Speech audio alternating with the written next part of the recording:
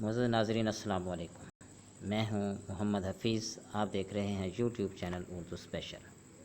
ناظرین، آج کی اس ویڈیو میں ہم جدید نظم نگاری میں پابند نظم کو ڈسکس کرنے جا رہے ہیں۔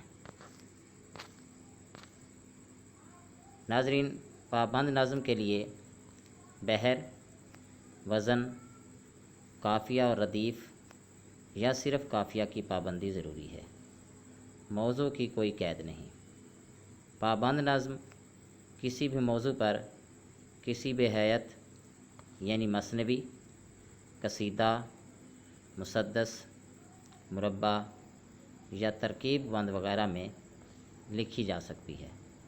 عموماً کسی ایک خیال یا تصور کو موضوع نظم بنایا جاتا ہے، یعنی نظم کے لیے صرف تسلسل خیال ضروری ہے۔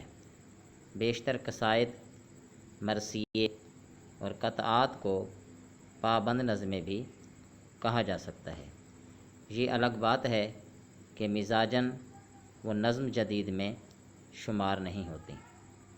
نذیر اکبر آبادی، شبلی، اسماعیل، اکبر، چک بست، سرور، بے نظیر شاہ، ظفر علی خان، اقبال اور جوش نے دنیا کی بے ثباتی، وطن کی محبت، سیاست اور قدرتی مناظر کو موضوع نظم بنایا۔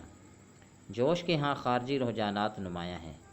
جدید شعراء کے ایک گروہ جان نثار اختر، علی سردار جعفری، ساحر اور مجاز وغیرہ نے مجلسی یا معاشی غیر ہمواریوں کو موضوع نظم بنایا ہے، مگر ان کی اکثر نظمیں سیاسی پروپیگنڈے کی ذیل میں آتی ہیں۔ جعفر طاہر، نعیم صدیقی، عبدالعزیز خالد، عاصی کرنالی، فروغ احمد، سہیل احمد زیدی، عرش بھوپالی، شورش کاشمیری، جگن ناتھ آزاد، احمد ندیم قاسمی وغیرہ نے تہذیبی، فکری اور سیاسی مسائل پر نظمیں لکھی ہیں۔